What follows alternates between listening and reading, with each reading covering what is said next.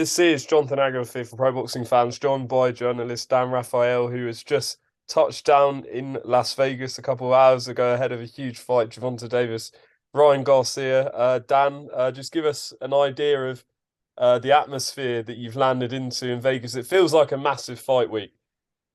Yeah, it is a massive fight week. That's what I've been hearing from a lot of people that have already been here before I got here, or were involved in this event. That it's taken on a little bit of a different sort of level of intensity and just bigness, let's say, compared to some other major fights that we've seen here in Vegas. The atmosphere here in the hotel anyway at the MGM. I know they had the grand arrivals on Tuesday, which brought out a lot of fans and a lot of hoopla. I wasn't here for that yet. I got here this morning. So when I came into the hotel, it's the same kind of feeling you get. And if you've ever been to the MGM for one of their big fights, you feel it when you walk in the door, because right there in the front entrance is the big boxing ring with the MGM lion in there, and they have it adorned with the artwork and the fight and everything. They've got some banners hanging up and that sort of stuff. So that's what I was greeted with. But it was still, when I got here, it was early in the morning. It's like 10 o'clock in the morning. Not a lot of buzz just yet. It'll crank up a little bit. I'll go down to they have some workouts on the casino floor for some of the undercard fighters that take place a little bit later. But I'm sure that when we get closer, it'll be, much more of an intense atmosphere, let's say, than it would be when you walk in on a Wednesday morning. Just before we ask you a bit more about the fight and other topics, just tell everyone watching who you're writing for this week and where they can catch your work. Sure. I mean, if they follow me, they know I have my Substack newsletter at danrafael.substack.com. Sign up with your email. We have plenty of free material. And then for those who really are interested in even more, a paid platform. I also do work with my good friend TJ Reeves at bigfightweekend.com. We do our twice a week podcast, and I write for them. I'll be writing this fight in particular for that website, as well as for my own newsletter. And it's good to be back in Vegas. I haven't been out here since Canelo versus Triple G back in September. So always good to be back on yet another trip. I've been doing this a long time. It's like an old home week at the MGM. Absolutely. I'll put a link as usual in the description for your website. In terms of you mentioned you were last there for Canelo Golovkin. Hopefully it's a bit better fight than that. I'm sure it will be. Just compare Saturday's fight on paper to anything else you've covered before. I mean, it's every big fight takes on a little bit of a different, the way you look at it. So to me, this is kind of an unusual fight compared to a lot of the other big fights I have covered here. And the reason for that is because, first of all, even though Tank Davis has had a handful of his recent fights on pay-per-view, they haven't done astronomical numbers. Don't get me wrong; they've been solid for what pay-per-views do these days. But they've been, in the United States anyway, 200,000 ish. And Ryan Garcia has been fighting regular DAZN fights. He's never had a pay-per-view main event. Yet this fight is such an enormous fight. They're at the T-Mobile Arena, which is the bigger arena. The gate is probably going to wind up north of $20 million or thereabouts. It's going to be a sold-out crowd. Tremendous amount of interest from non-diehard boxing fans because of the fan bases that Ryan and Gervonta have. They draw from different fan bases, so they're each bringing in a different group of people, as well as the diehard boxing fans. But the reason I find it to be an unusual situation is because most of the big mega fights that we cover, they're for serious world championships, or it's guys who are a little bit more established. Let's say they maybe had a bigger fight here and there. These are two guys who are clearly fighting their best opponents so far, not even close. And even though both of them have fought pretty decent guys over the years, Gervonta maybe slightly better, but it's not even a world championship fight because it's taking place at a catch weight of 136 pounds. And so even the fact that Davis has the second tier title of the WBA, even that's not at stake. So, I think that's actually a good thing from the standpoint that it shows you that there's lots of people that have a great interest in these two individual athletes, and the belts are just, not really a big deal. So that is a little bit of a different element that we're used to for these big mega fights. But, every fight is different. And I know that in this time period that we are in right now, this is without question the biggest fight of this year so far. Obviously, we don't know what other bouts will be made, whether it's one of the big heavyweight fights. Maybe they'll finally get their shit together and we'll see, Crawford versus Errol Spence. But at the moment, anyway, this is the biggest fight of the year in 2023. On that point, I mean, how many pay-per-view buys do you think the promoters are expecting, and how many do you believe it will do on Saturday? Well, I never really put a lot of stock in what promoters say about what they expect in buys because, as they should, they're trying to hype up their event and make it seem like it's much bigger than maybe it actually is. So it's hard to judge pay per view these days because there's so much piracy. It's so easy to steal it. You can watch it, 5 minutes after the fact on various social media or YouTube or that type of thing. So in the older days, if you could do a million buys, that was like a big time benchmark. That if you could get to a million buys, and if you take a look at some of the great pay-per-view attractions of recent times, not even that recent anymore. If you go back to like the Tyson days or Oscar De La Hoya and Manny Pacquiao and Floyd Mayweather and now Canelo Alvarez, all of those fighters did a number of pay-per-views that landed in that million buy rather area. But it's not the same anymore because of the things I mentioned to you. So I don't think this fight's necessarily doing a million buys. I mean, I'm sure the promoters and everybody involved, the fighters would love that. But if this fight does, somewhere in that mid six figures or higher, I mean, that's got to be a home run. Now, just as a comparison, the biggest fight that I can think that we've had in terms of boxing here in the United States as a pay-per-view in the last several years was probably the rematch between Tyson Fury and Deontay Wilder. Massively promoted fight. Two big outlets that were involved in promoting that fight, Fox Sports and ESPN. They came together because both boxers were on the rival broadcasters. That fight did like 850,000 buys, which is a huge number for that. But this fight between Ryan and Tank, it's not that big. They don't have that kind of personality. It's not the heavyweight championship of the world. They're not bringing two countries involved. I mean, so when I look at it, I feel like it's going to be a very successful event. I wish everybody to put on a great show and make a lot of money, but I don't see it getting to that million buy level that the promoters like to brag they're going to do. I just don't buy it. And just on the broadcasters, obviously, Showtime, I believe, are leading this, and DAZN are running it in the UK off pay-per-view. But can you clarify how this is working in the US? Because it seems to be available on both networks. So the Showtime people are producing and running the show, so to speak, in terms of the broadcast, stream, broadcast, however you're going to view this. In the United States, you can go on your normal pay-per-view channel on your cable system or your satellite service, as you've always done, and buy the pay-per-view. You can also buy it on the Showtime app. You can buy it on ppv.com. You can buy it on DAZN. You can buy it on a variety of different platforms, but it's all going to be this Showtime broadcaster. So if you go, let's say I'm a DAZN subscriber. So if you're a DAZN subscriber, the price of the pay-per-view, the suggested retail price is $84.99 US dollars. If you go on DAZN and you're already a subscriber to DAZN, it'll cost you $60. But if you want to go on DAZN as a non-subscriber and buy it, you have to buy a month of DAZN to go with it. So that's how they make up that difference. But most people will buy it.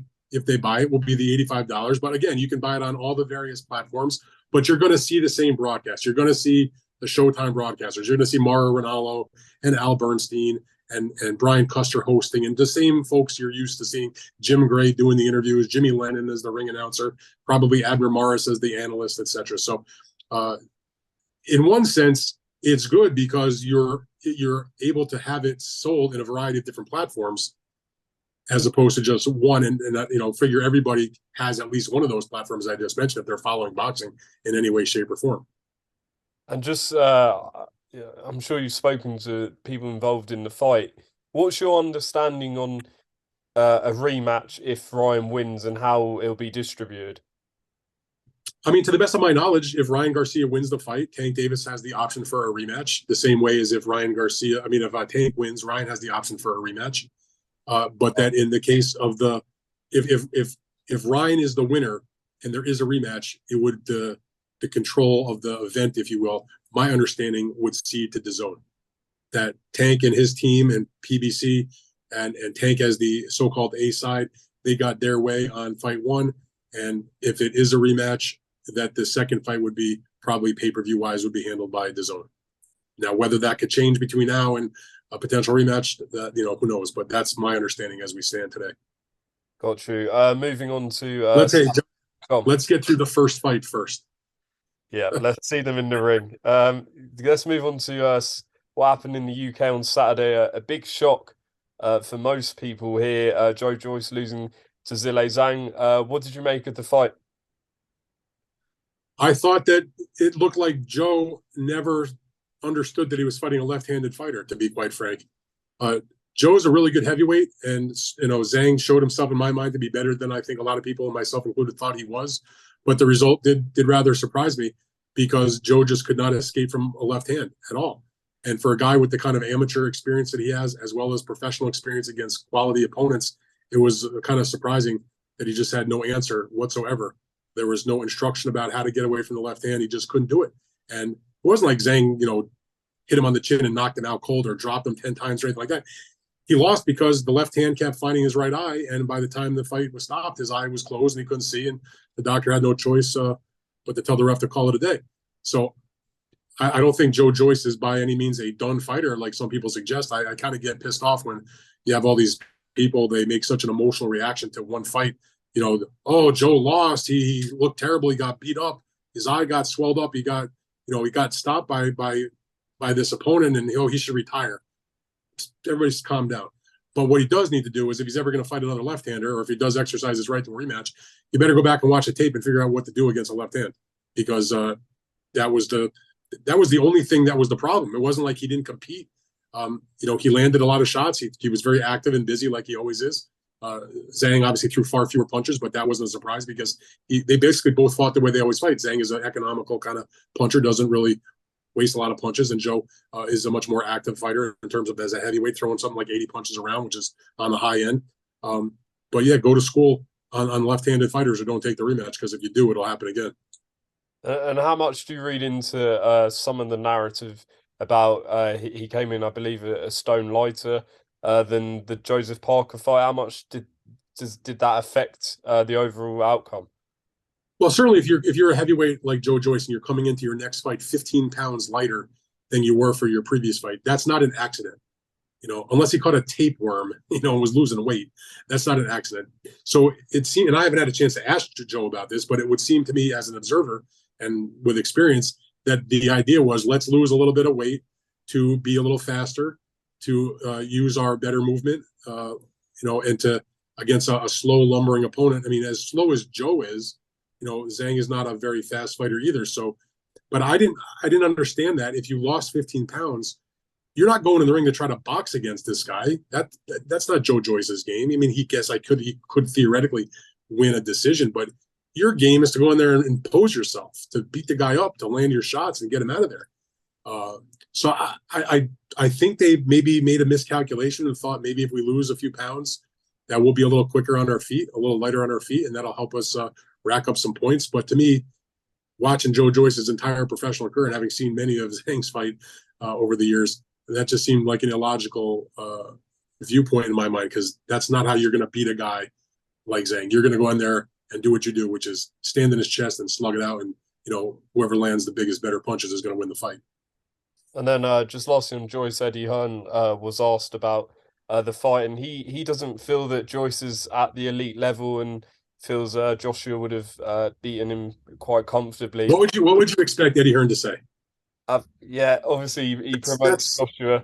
So my question I, was, I love Eddie, but that's a bullshit answer, because Joe Joyce is at the elite level, and if you match him up today, I don't think anybody would sit there with their right mind and say Joe Joyce has no chance to beat Anthony Joshua.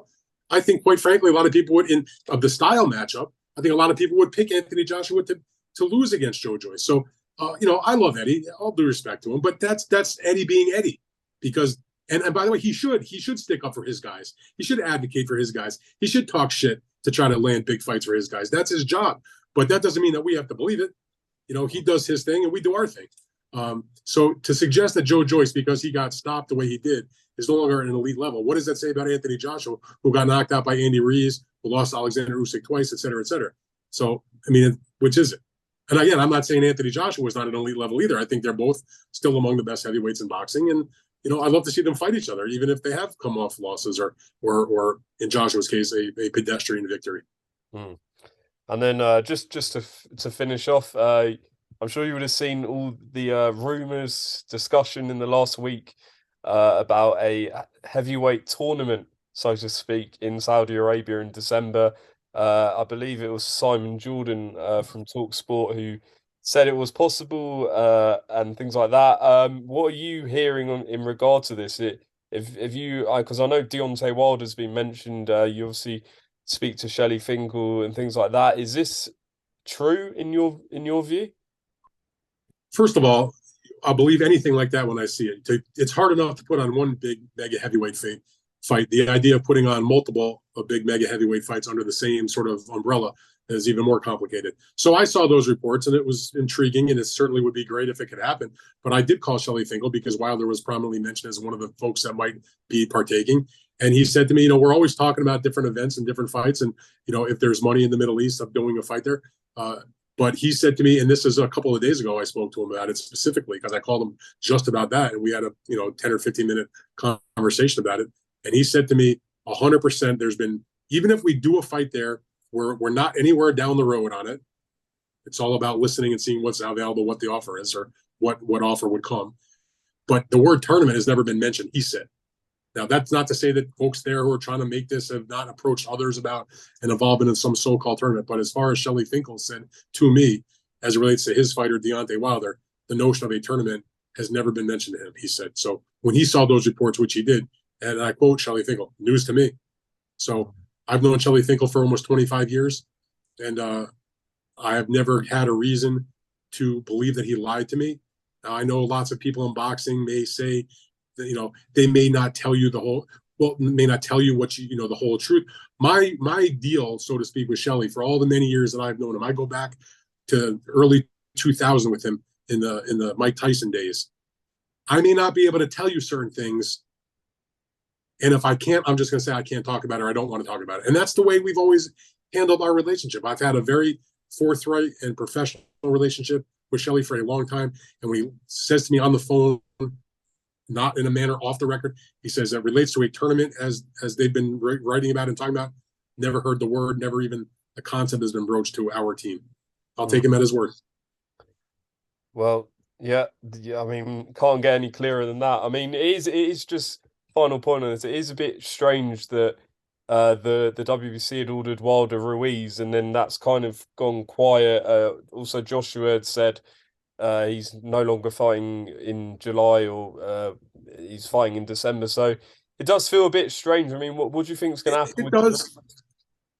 I mean, it does, and Shelley has said to me they're not opposed to doing a fight with Ruiz, but it's all about what level of event can we make it? How much? Who's putting up the money? What's the offer? When's the fight? Where's the fight? So, I can't. I'm not speaking for Deontay Wilder or for Shelley Finkel, and I haven't spoken to the Andy Ruiz side in any time recently about it. But when I did ask Shelley about that in our conversation, his perspective was the same as it has been pretty much all the way. Is we will fight pretty much any big fight that you have out there. Come to us with what you're thinking, with your offer, and we're happy to talk about it. So I think if the right offer was there, they would fight Andy Ruiz with no problem. The same way they would fight Alexander Usyk, or they would fight Tyson Fury a fourth time, or they would fight Anthony Joshua, or pick a heavyweight that's out there.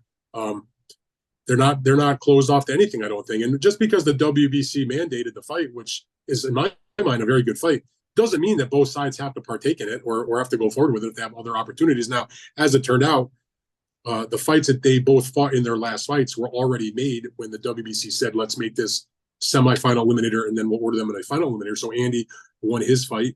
And then like a month later is when Deontay won his fight against Helenius by first round knockout. So that they were the two semifinal winners. But the WBC has not ordered the fight. And it's, what's up in the air. Like a lot of things in the heavyweight division, not just with Deontay or Andy Ruiz. Tyson Fury, nobody really knows what's going on with him since he elected not to do the Usyk fight. Usyk is moving forward with the Dubois ordered mandatory. It's still unclear what Dubois' health situation is with his knee. You got Hrgovic out there waiting for his turn. And this is back to the Deontay Wilder, Shelley Finkel. His point to me also was, if Dubois is not available to fight, they're the next available ranked fighter in the WBA. Shelley made the point to me that if Dubois is not able to fill the mandatory, and the WBA's mandatory is due next, they would approach the WBA and petition to make Deontay that fighter and press to get the mandatory shot against Usyk. So again, there's a lot of things that can happen. There's a lot of ways these roads can go. Well, the positives are that last year we spoke towards the end of the year, and a load of fights weren't happening, but you are a big fight this weekend. You got Haney Loma and Taylor Lopez. So a good start to this year. Dan, appreciate your time and enjoy the rest of the week in Vegas. I'm sure it'll be a good one. I appreciate it, Jonathan. Thanks a lot for having me on, and I'm looking forward to the big fight Saturday. Absolutely. Speak soon. Appreciate You it. bet.